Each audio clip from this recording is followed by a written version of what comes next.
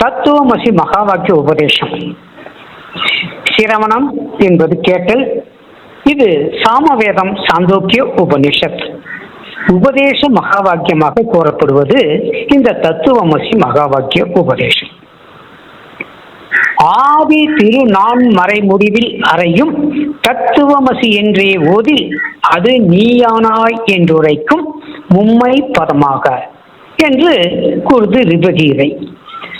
சுயமதுவாம் தத்துவமசி எனும் வாக்கியம் சொல்லும் உபதேச மகா வாக்கியமாகும்.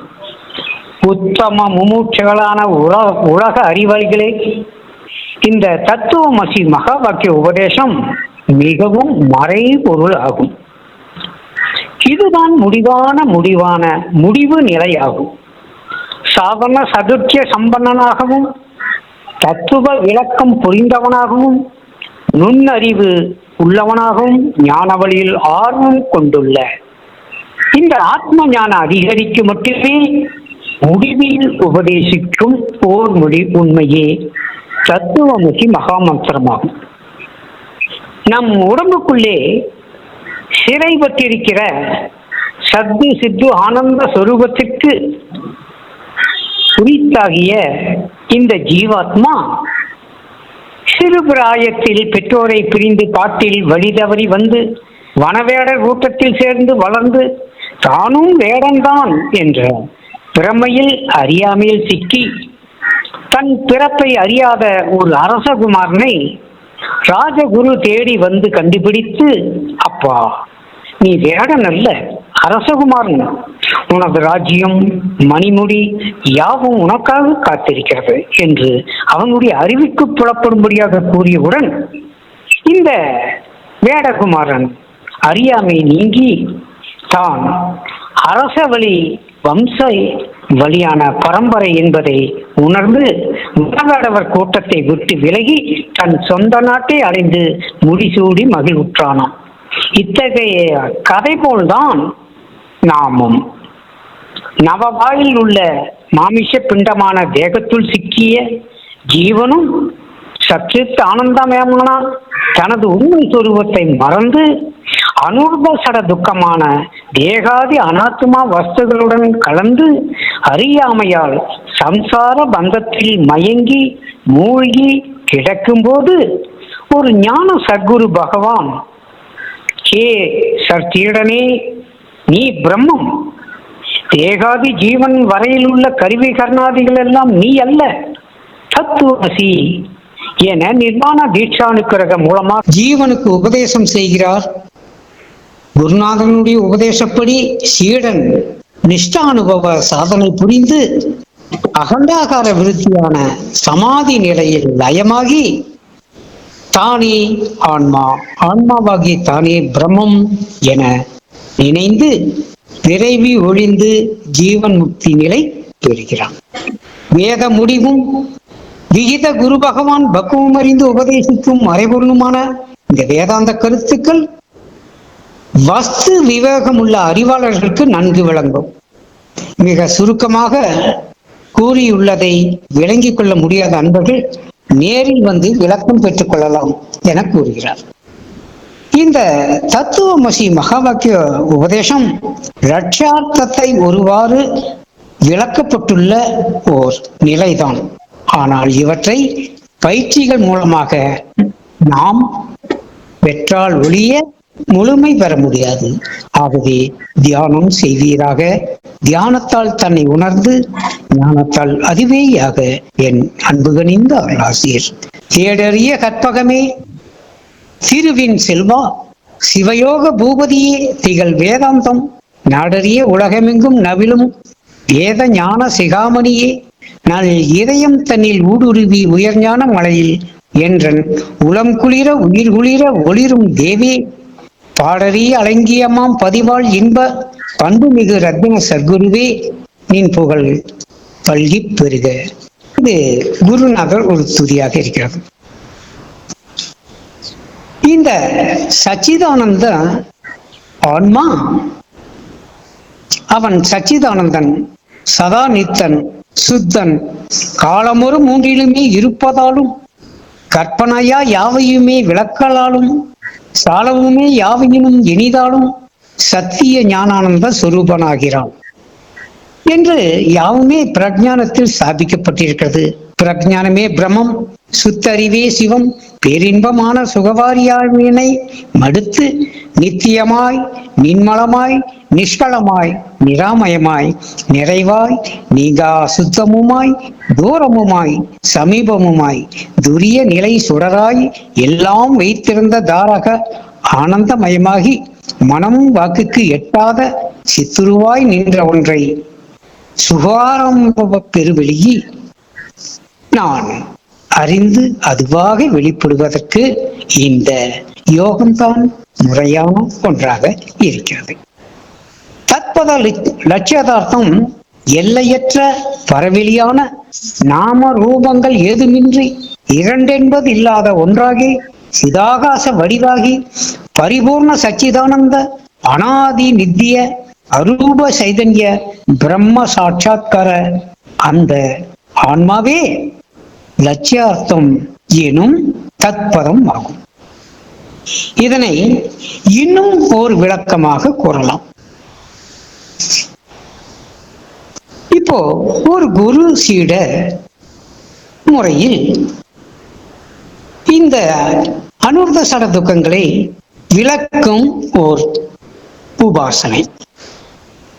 குரு கேட்கிறார் சீடனை நோக்கி, உன் பெயர் என்ன? என் பெயர் வெள்ளியங்கிரி. குரு கூறுகிறார், வெள்ளியங்கிரி எனும் பெயர் எதற்கு வைக்கப்பட்டிருக்கிறது? ஐயா, அப்பெயர் இவ்வுடலுக்கு வைக்கப்பட்டிருக்கிறது. இந்த உடலின் பெயர் நிலையானதா வெள்ளியங்கிரி என்று கேட்கிறார். இந்த தேகத்திற்கு உடலுக்கு வேறு பெயரும் வைக்கலாம். ஆகையால் வெள்ளியங்கிரி எனும் பெயர் நிலையற்றது, உடல் எனும் பெயர்தான் நிலையானது என கூறுகிறார். குரு மீண்டும் கேட்கிறார், சரி, கை கால் வேறு, தலை வேறு, முண்டம் வேறு ஆக பிரித்து விட்டால் உடல் என்ற ஓர் உருவம் ஏது? உடல் எனும் பெயரும் நிலையில்லையே, இல்லையா? ஏனென்றால் இவையெல்லாம் கை கால் தலை உடல் மார்பு என்றுதானே விளக்கப்படுகிறது. ஆம் குருநாதா, அப்போது உறுப்புகளான கைகால் எனும் பெயர்தான் மிஞ்சி நிற்கிறது. சரி, இந்த உறுப்புகளான கைகால் தலை முண்டம் என்கிற பெயராவது நிலையானதா? ஏனென்றால் இந்த உறுப்புகளை எல்லாம் கண்டந்தமாக வெட்டி கொத்தி குவித்தால் அதற்கு என்ன பெயரிட்டு அழைப்போம்? அது வெறும் மாமிஷ பிண்டம் என்றுதானே கூறுவோம். ஆம் ஐயனே, என்ன ஆச்சரியம், எல்லாம் மாமிஷ பிண்டமே என கூறுகிறார். சரி, இந்த மாமிஷ பிண்டத்தை மண்ணில் புதைத்து விட்டு ஓரிரு ஆண்டுகள் சென்ற பின் பார்க்க அங்கே என்ன இருக்கும்? சர்க்குருவே, அங்கு மண் தான் இருக்கும். வெள்ளிங்கிரி எனும் நான் உடலாகி பின் உறுப்புகளாகி மாமிஷ பிண்டமாகி முடிவில் மண்ணாகிவிட்டேன். நான் என என் உடலை நம்பிய நான் மண்ணாகிவிட்டேனே. எல்லாம் மண் மண் மண்தானே ஐயா. சரி அன்பா, உடலாகிய மண் எங்கே இருக்கிறது? இந்த பூமியாகிய மண்ணின் மேல் மாமிஷ பிண்டமான மண் இருக்கிறது, அதுதான் உடலாக. இந்த மாமிஷ பிண்டமான மண் எங்கிருந்து வந்தது? இந்த மண் புதிய மண்ணா பழைய மண்ணா? ஐயா, இது பழைய மண் என்றுதான் சொல்ல வேண்டும். புது மண் என்றால் அது எவ்விடத்திலிருந்து வந்தது எனும் வினா எழும் இல்லையா? அவ்விடத்தை சொல்ல வேண்டுமே, முடியுமா? ஆகவே இந்த உடம்பு பழைய மண் தான். சரி, பழைய மண் என்பது சரியே. இந்த மண் எப்படி தோன்றிக் கொண்டிருந்தது? கவனித்து பதில் சொல். ஐயா, இந்த மண் தான் மாமிஷ பிண்டமான என் உடலாக இருந்தது. மாமிஷம் முதலானவைகளை தவிர உடம்பு என்பது கிடையாது. அப்படியேதான் மண்ணை தவிர மாமிஷம் முதலானவையும் கிடையாது. வெள்ளியங்கிரி என்பது உடம்பு, உறுப்புகள், மாமிஷம், பிண்டம் ஆகிய எல்லாம் வெளி தோற்றம் மாத்திரமே தான். இருப்பது மண்ணே. ஆஹா, இவ்வித ஆராய்ச்சியினால் மண்ணே ஆகிவிட்டேன். இவ்வுடல் மண்ணிலிருந்து உண்டாகி முடிவில் மண்ணே ஆகிவிடுகிறது, என்னே மாயும் என அன்பர் கூற, அப்படியானால் முன்னும் மண்ணே பின்னும் மண்ணே, இடைக்காலத்தில் கொஞ்ச காலம் உடலாகத்தான் இருந்தது. ஆம் குருநாதா, என்ன என் அறியாமை. சரி, மண் என்பது இந்த ஓர் உடல் தானா அல்லது எல்லா உடல்களும் தானா? மக்கள், விலங்கு, மரம் ஆகிய எல்லா ஜீவர்களும் தானா? ஐயா, 7 வகை தோற்றங்களான மக்கள், மிருகம், பறவை, ஊர்வன, நீர்வன, நீர் வாழ்வன, தாவரம் யாவும் அவ்வண்ணமே மண்தான். இதுவும் அன்றி தங்கம், இரும்பு முதலான கனிம பொருள்களும் நவமணிகளும் மற்றவைகளும் முன்னும் மண்ணாகவே இருந்து இடையில்தான் ரூப நாம தோற்றமாகி பின் மண்ணே ஆகிவிடுகிறது. மண்ணை தவிர வேறில்லை. இதிலே இந்த பல வகை தோற்றங்களாக உண்டாகி இருக்கிறதே, இந்தபடியாக எல்லாமே தோற்றல் மாத்திரம்தான் தெரிகிறது. இவை இருக்க பொருள்கள் என நாம் இதை மதித்து மண்ணான உடல் முதலானவைகளை நான் என்றும் எனதென்றும் மதித்து ஆணவத்தில் மதிமயங்கினேன். என்னே ஒரு அறியாமை, எல்லாம் மண்ணே. மண்ணாசை பட்டோனை மண்ணுண்டு போட்டதையா பட்டினத்தார். இப்பொழுது குரு கூறுகிறார், மாணவா, இதோடு நின்று விடாதே, இன்னும் கேள். இந்த பூமியாகிய மண் ஆகாய வெளியில் இருந்து கொண்டிருக்கும் மண். சரி, இது கடினமானதா, பிரிக்க கூடாததா, பிரிக்கக்கூடியதா, உதிரி மண்ணாக உள்ளதா என கேட்கிறார். இந்த பூமி உதிரியானதுதான், மேலும் அணு அணுவான சேர்க்கையும் தான். இந்த பூமி உதிரி மண்ணாகவே இருக்கிறது, சரிதான். இந்த பூமியாகிய மண்ணை அணுவாக்கி மேலும் நுண்ணிய அணுவாக்கி நசிப்பிக்க முயன்றால் அது நீர் அணுக்களாக மாறிவிடும். தெரியுமா? அந்த நீர் அணுக்களையும் நுண்ணிய அணுவாக்கி நசிப்பித்தால் நெருப்பணுக்களாக மாறிவிடும். இந்த நெருப்பணுக்களையும் நுண்ணிய அணுக்களாக நசுக்குங்கால் அது வாயு அணுக்களாக மாறிவிடும். இந்த வாயு அணுக்களையும் நுண்ணிய அணுக்களாக நசிப்பித்தால் அது ஆகாய அணுக்களாக மாறிவிடும். ஆக இந்த ஆகாய வெளியையும் சூக்கும அறிவினால் நீ நசிப்பிக்க செய்து பார்த்தால், நசிப்பிக்கும் போது சூனிய ஆகாசம் என்னும் இருள்தான் அதில் நிறைந்திருக்கும். அதுவும் நுண்ணணுவுக்கு அப்பால் நசிப்பிக்கும் போது அதிலிருந்து செம்மையான ஒளி உண்டாகும், பரவெளியாகும்.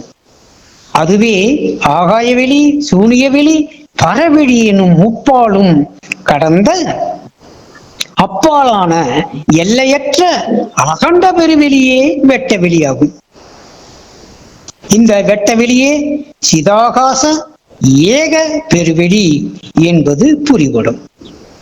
தற்பத லட்சியார்த்தம் பந்தமில் பிரம்மமே தற்பதம் தனின் லட்சியார்த்தம்.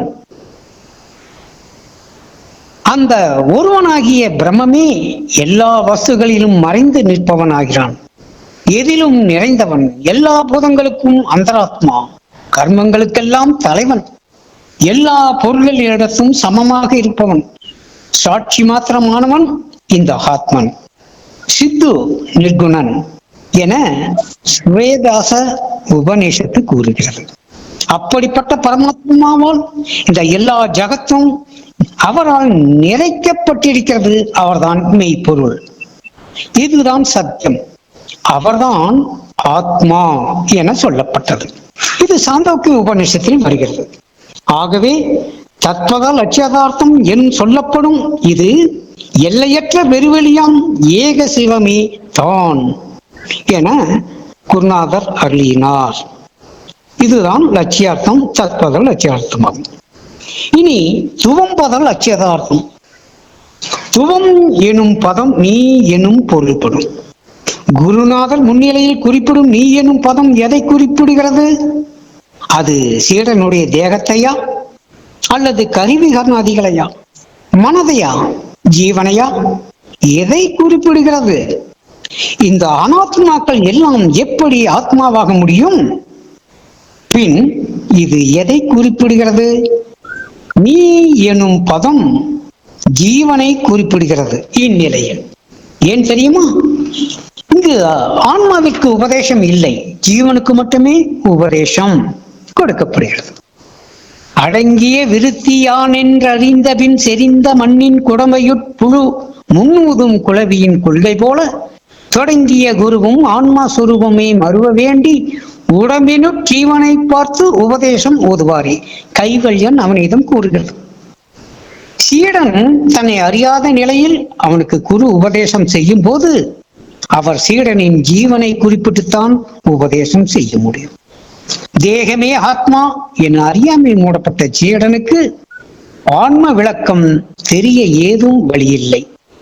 உடல் நீ அல்ல, கருவி கர்ணாதிகள் சிதாபாசனான ஜீவன் நீ அல்ல என்று சீடனுக்கு தனக்கு அந்நியமான அனாத்மாக்களாகிய திருஷ்யங்களை முதலில் நியதி களைந்து எல்லாவற்றிற்கும் சாட்சி மாத்திரமான ஆன்மஸ்வரூபத்தை விலக்கி வைத்து ஆன்மா தரிசனம், அதாவது தன்னை அறிய செய்விக்கிறார். இவ்வித ஆசானே விகித குரு ஆவார். இந்த படியாக தனு கர்ணாதிகளை அனாத்மா என விலக்கி சர்ச்சீடனுக்கு ஆன்மா சுரூபத்தை, அந்த சுரூப இலக்கணத்தை போட்டுகிறார் குருநாதர். என்னுடைமை என் பூமி என் வெள்ளாமை என் வீடு என் வாசல் என்றார் போல் என் உடலம் என் பிராணன் என் இந்திரியத்தோடு என்னுடைய மனம் புத்தி முதலாயுள்ள என்னுடைய காரியமாய் இருக்கையாலே உன்னை இன்னான் என்று அறிந்து இதுவெல்லாம் நீ அல்ல, உன்னுடைய காரியங்கள் யாவும் இவை அனைத்தும் இவற்றுக்கு வேறாய் உணர்ந்தறியும் உயர் சாட்சியாம் நீயே காணே என்று பரமானந்த தீபம் கூறுகிறது. சத்தோடு சித்தானந்தம் சமம் வீரம் சாட்சி ஏகம் நித்தியம் வியாபி ஆன்மா நீ அதுவாய் அறிந்து என்று கைவல்யம் கூறுகிறது என குருநாதர் ஆன்மாவின் இலக்கணங்களை கூறி வைக்கிறார். நீ எனும் ஆன்மா சத்து சித்து ஆனந்தம் உன்மாதா யாதனா உடல் கடவுள் உடல் மானு உடல் மாறி மாறி அழியும் தன் மாய உடல் கெடினும் இவன் இருப்பது கொண்டு சத்தென்பது தொக்கு மகனே. இருளாக மூடும் சுளுத்தியில் இராத்திரியில் இரவி சுடர் அற்ற பொழுது மருளாமல் பொருளையும் இருளையும் தெரிகின்ற வகை கொண்டு சித்தாகுமே. பெருவாழ்வு மிக்கதானே தன்னிடத்தில் பேராத பிரியம் அதனால் அருகாத விரியம் சுகத்தினால் வருமாதலால் ஆனந்தம் ஐந்தனே. இதை அறி. ஏனென்றால் இந்த சத்து சித்து ஆனந்த வடிவம் நீ அல்லவா? நீ எனும் ஆன்மா சமம். சுகம் துக்கம் பாவம் புண்ணியம் நன்மை தீமை பிறப்பு இறப்பு விருப்பு வெறுப்பு நினைப்பு மறப்பு பந்தம் விடுதலை ஆகியவைகள் என்று சமத்துவமானது ஆன்மா என்று ஆதிசங்கரர் கூறுகிறார். நீ எனும் ஆன்மா சாட்சி மாசற்று குளிர்ந்த உளத்தினாய் தன்னுள்ளே மகிழும் தீரன் ஒன்றையும் ஒழிக்க கருதான். அவனுக்கு எங்கும் அழிவில்லை, ஸ்திரமாக நிலைத்து நிற்பவன் அவனே என்று அஷ்டவக்கரை கீதை கூறுகிறது. நீ எனும் ஆன்மா சாட்சி தூள சூக்கும அஞ்ஞான தோற்றம் மூன்றவத்தை தானும் காலமோர் மூன்றும் ஜென்ம கடலிலும் அல்லோலங்கள் போலவே வந்து வந்து போனது எத்தனையே என்பேன் நான். ஆழமர் கடவுளானை அவைகளுக்கெல்லாம் சாட்சி நீயே கைவல்யம் கூறுகிறது. மாறாதவன் நான், நிராகாரனும் நான், வாழ்பவன் சாட்சியாய் கருவிகற்கின்றும் என்று நிர்வாண சட்கம் கூறுகிறது. நீ எனும் ஆன்மா வியாபி யஸ்மின்னிதம் ஜெகதேஷ மசேஷ மூர்த்தவ் ரஜாம்புஜங்கம் இவ பிரதிபாதிதம் வை. நிர்வாண சட்டம் தெளிவாக்குகிறது.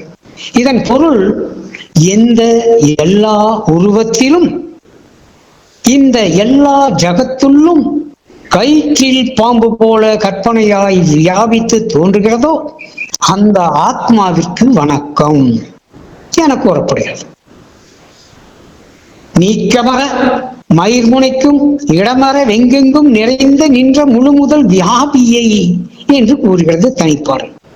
சர்க்குரு பகவான் முன்னிலையில் நீ என கூறிய ஆன்மா தன்மையான மனன நிலையில் அது நான் என விளக்கமாயிற்று. ஆகவே துவம் பத லட்சியதார்த்தம் என்பது ஆன்மாவான நான் ஆகும். மேலும் இதை கேள்வி பதில் மூலமாக துவம் பத லட்சியார்த்த பொருளை விளக்குகிறார். இதுவரை தத்பத லட்சியாதார்த்தம் உங்களுக்கு விளக்கப்பட்டது. இனி துவம் பத லட்சியாதார்த்தம் என்பது என்ன பார்ப்போமா? துவம் பதம் என்றால் நீ எனும் ஆன்மா பற்றிய ஒரு விளக்கம். குரு, அன்பா, நீ மேலே போட்டிருக்கும் துண்டு யாருடையது? சீடன், குருநாதா, அந்த துண்டு என்னுடையது. துண்டு உன்னுடையது என்றால் அதை போட்டிருப்பவன் அல்லவா நீ, அதை உடைத்தனவன் தானே நீ. துண்டே நீ ஆக முடியுமா? துண்டு எப்படி நானாக முடியும்? துண்டு நான் அல்ல, துண்டு என்னுடையது என்றால் சரி சரி, துண்டு நீ ஆக முடியாதல்லவா? சரி, துண்டை போட்டுக் கொண்டிருப்பவன் நீ இருக்கட்டும், துண்டு வேறு நீ வேறு, சரிதானே? கவனி என்று சீடனின் கையை கட்டி, இந்த கை யாருடையது? இந்த கை என்னுடையதுதான். சரி, கை என்னுடையது என்கிறாயே, இந்த கையை நீ ஆக முடியுமா? சீடன் சொல்கிறான், மேல் துண்டு நான் அல்ல என்பது போல் கையும் நான் அல்ல. கையை உடைத்தனவன் தான் நான், கையை உடையவன் நான். நான் கை வேறு, நான் வேறு. ஐயோ ஐயா, இப்படியே போனால் கை, கால், காது, வயிறு, மார்பு, சிரசு, விரல் முதலியவை இவை யாவும் யாருடையது என்றால் என்னுடையது என்னுடையது என்றேன். இவற்றை உடைத்தனவன் தானே நீ, அதனால் இவைகள் நீ அல்ல. அப்படி என்றால் நீ யார்? எங்கே இருக்கிறாய்? இவைகள் எல்லாம் எங்கிருக்கின்றன என்று கேட்டால் நான் என்ன பதில் சொல்ல முடியும்? எல்லாம் மாயமாக இருக்கிறதே என ஆச்சரியப்படுகிறார் சீடன். குரு கூறுகிறார், உன்னுடைய வஸ்திரம், உன்னுடைய கை, உன்னுடைய அவயம், உன்னுடைய மனம், உன்னுடைய பிராணன், உன்னுடைய ஜீவன் என கூறும்போது இவைகளை எல்லாம் உடையவன் ஆகிய நீ வேறு அல்லவா? இவைகள் உன்னுடையவை எனும்போது இவை வேறு நீ வேறு அல்லவா? இவையாவும் நீ ஆக முடியாதல்லவா? ஐயனே, சந்தேகமின்றி இவைகள் நான் அல்ல. ஆனால் நான் யார்? சரி, இவைகள் எல்லாம் நான் அல்ல என்று யாருக்கு தெரிந்தது? எப்படி தெரிந்தது? கூறு. குரு பகவானே, உடல் முதலான உறுப்புகள், மனம், இந்திரியங்கள், பிராணாதி வாயுக்கள், ஜீவனாகிய கருவி கர்ணாதிகளை எல்லாம் நான் அல்ல நான் அல்ல என்று அறிவால் அறிந்தேன். அப்படியானால் அந்த அறிவே நான் தானா? அறிவுதான் நான் என்று சொல்லலாமா என்றார். நீ சொல்வது ஒரு விதத்தில் சரிதான், ஆனால் அது எந்த அறிவு? ஐயனே, அறிவிலும் பல அறிவுகள் உண்டா? ஆம், கண், காது, மூக்கு, நாக்கு, தோல் ஆகிய ஐம்புலன்களால் அறியும் அறிவு ஐயறிவு. நன்மை தீமைகளை பகுத்தறியும் அறிவு ஆறாம் அறிவு. இது பகுத்தறிவு. இதற்கு மேல் தன்னை அறியும் அறிவு சுட்டறிவு. அந்த சுட்டறிவான ஆன்மாதான் நீ. ஆன்றங்கு அமைந்தோர் உளமேவி அறிவாய் நின்றி அறிபவன் நான். ஊன்றும் பொருள்கள் மேலோடு உணர்வது நான், உணர்பவன் நான். நாரும் சிந்தை அடிந்ததொன்றாம் அறிவில் அறியும் அறிவு நான் என்று பிரம்மகீதை கூறுகிறது. துவம்பதல் லட்சியார்த்தம் சுட்டறிவாம் அறிவு. சொரூபமான ஆன்மீகாகும், அதாவது சுட்டறிவாம் ஆன அறிவு, அறிவு சொரூபமான ஆன்மாவே ஆகும். ஆன்மாவே நீ. அறிவுருவாவை அமையும் உற்ற ஆன்மாவே நீ. ஆனாலும் இந்த அறிவு உருவான ஆன்மா நீ அல்ல, அதற்கும் அப்பாற்பட்ட சாட்சியான நீ என்று கூறுகிறார். தூள சூக்கும காரணமாகிய மூன்று சரீரங்களுக்கும், சாக்கிரம், சொப்பனம், சுளுத்திய அவஸ்தை மூன்று அவஸ்தைகளுக்கும், சத்துவம், ரஜஸ், தமஸ் ஆகிய முக்குணங்களுக்கும், அன்னமய கோஷம், பிராணமய கோஷம், மனோமய கோஷம், விஞ்ஞானமய கோஷம், ஆனந்தமய கோஷம் ஆகிய 5 கோஷங்களுக்கும் அதீதமாகி அப்பாற்பட்டு சாட்சி மாத்திரமாய் இலங்கும் ஆன்மா சொரூபமாகிய நீயே துவம்பதல் அட்சயதார்த்தம். இந்நிலையே தன்னை அறிந்த ஆத்மானுபூதியான சாட்சி விருத்தியாகும். புரிந்து கொள்.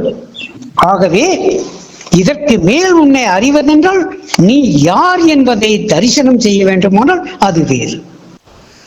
இது அசிபத லட்சியதார்த்தம். அசி என்றால் ஆகிறாய். தத்பத லட்சியதார்த்தமான சிவஸ்வரூபமான துவம்பத லட்சியமான ஆன்மஸ்வரூபமும் அசிபத லட்சியார்த்தப்படி ஒன்றே ஆகிறது. தத்துவமசி, அது நீ ஆகிறாய். சிவமே நீ ஆகிறாய். இது சிரவணம் எனும் கேட்டல் நிலை. அது நான் ஆகிறேன், சிவமே நான் ஆகிறேன். ஆன்மாவை நான் ஆகிறேன். இது மனனம் எனும் சிந்தித்தல் நிலை. நான் ஆன்மாவாய் இருக்கிறேன் என்பது இது நிதித்தியாசனம் எனும் தெளிதல் நிலை. நான் ஆன்மா, நான் என்பது அந்த தற்போதமும் இழந்து நான் அதுவாய் இருக்கிறேன். இது சாதனா எனும் நிஷ்டை நிலை. ஆன்மாவாய் இருக்கிறேன் எனும் உணர்வே ஞான நிஷ்டை. ஏக பிரம்மம் நானாகவே இருக்கிறேன் என்பது அகண்டாகார விருத்தியாகிய ஆத்மா அனுபூதி கடந்த பிரம்மா அனுபூதி ஆகும். மேலும் இன்னும் வினாவிடையாக அகண்டாகார அசிபத லட்சியாதாரத்தை விளக்குகிறார் சீடனை வைத்து. சீடனை சமாதி நிலைக்கு உணர்தல் எப்படி என கூறப்படுகிறது. குரு தற்பத லட்சியார்த்தம் எல்லையற்ற பெருவெளி என்றும் தூம்பத லட்சியார்த்தம் தன்னை அறிந்த சுட்டறிவு என்றும் அறிந்தோம் இல்லையா? இப்போது அறிவு வெளி எனும் இறுபொருளாக எல்லாம் ஆகிவிட்டது. இதில் வெளிக்குள் அறிவு உள்ளதா, இல்லை அறிவுக்குள் வெளி அடைந்துள்ளதா கூறு என கேட்கிறேன். சுவாமி, வெளிக்குள் தான் அறிவு அடைந்துள்ளதாக தெரிகிறது. இப்பொழுது கூறு, வெளி என்று அறிவு அறிந்ததா அல்லது வெளி அறிவை அறிந்ததா சொல். குருநாதா, வெளி சூனியம் என்றும் வஸ்துவாக இருப்பது அறிவு என்றும் தெளிவாக தெரிகிறது. அறிவுதான் இப்பொழுது வெளியே அறிந்தது. தவறாக கூறிவிட்டேன், மன்னியுங்கள். இந்த அறிவுதான் வெளியை அறியும் அறிவுதான் சுகாதீத அறிவாகும். அறிவின் சுரூபமே வெளிதான், தெரியுமா? வெளிதான் அறிவு, அறிவுதான் வெளியாக இருக்கிறது. இது ஆன்மாவல்ல, நன்றாக புரிந்து கொள். அறிவு வெட்ட வெளியாக இருக்கிறது. அந்த வெட்ட வெளிதான் அறிவு சுரூபமாக இருக்கிறது. இதுதான் சிதாகாசம். புரிந்து கொள். இதை அறிந்தது யார்? அதுதானே ஆன்மாவாகி நீ. அப்படியானால் இந்த அறிவு நீ அல்ல, அறிவாகிய வெட்டவெளி நீ அல்ல. வெட்டவெளியை அறிந்த அறிவு நீ அல்ல. அறிவு வெட்டவெளியாக இருக்கிறது, அதுவும் நீ அல்ல. இதை அறிந்ததுதான் நீ. ஐயனே, குருபிரபோ, அறிவை கொண்டு சருமம் முதல் ஆகாயம் வரை எடுத்தறிந்து விட்டு அப்பால் தன்னையன்றி வேறு யாரும் இல்லை என தெரிந்து கொண்டதும் அறிவே. இந்த அறிவே, அவ்வறிவே சுட்டறிவாகிய நான். அதான் உண்மையில் இருப்பது. பேரறிவாம் பெருவெளியில் சிதாகாசத்தில் சுட்டறிவையும் சுட்டும் சுகாதீத அறிவாகிய சாட்சியே நான். பிரஜானம் பிரம்மம் என்பது வேறவாக்காதலால் பேரறிவாம் பிரம்ம சிவஸ்வரூபமே இந்த சுகாதீத அறிவாகிய நான். ஆஹா ஆஹா, ஆனந்த பாஷ்யம் பொழிகிறதே என சீடன் மெய் மறந்த நிலைக்குள் திகழ்கிறான். சத்துவமசி, அது நீ ஆகிறாய். ஆராய்ச்சிக்கு முன்னும் இடையிலும் பின்னும் சாட்சியாக நின்றிருந்தது சுகாதீத அறிவு முன்னிலை. இது முன்னிலை இருக்கும் வரை சுட்டறிவாக இருந்தாய். இப்பொழுது நீ பேரறிவு நிலையில் கலந்திருக்கிறாய். அது நீ ஆகிறாய். அப்படியே முன்னிலை வைக்காது மௌனமாயிரு. அதுதான் அசிபதம். தற்பதம் லட்சியமான பிரம்மரூபம், யுகம்பத லட்சியமான நீயே ஆவாய். சொற்பமிலா அகண்ட பரிபூர்ணமான சுத்தமதாம் பரபிரம்மம் நீயே என்று ரிபு கீதை கூறுகிறார். ஆங்கனன் குறித்த அம்முதற் பொருளோடு தான் புறனாக சமாதியில் ஆழ்ந்தான் சர்ச்சிடன். உபாதியற்ற பிரம்மமாவும் உனக்கேது உபதேசம்?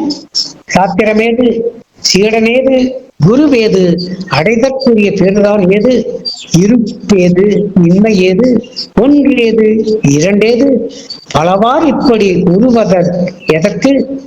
எனக்கு முன் ஏதும் இல்லை என்று அப்படியே நிஷ்டையில் ஆழ்ந்து. இது தத்துவமசி மகா வாக்கிய உபதேசம் பெற்ற மும்மூர்த்தி ஆகிய அந்த சீடன் அன்று முதல் ஞான நிஷ்டையில் படிந்து சகஜ சமாதியுடன் சஞ்சாரம் செய்தார். என் அன்பு கனிந்த அருளாசி. நன்றி. செய்க, நலமே பெறுக.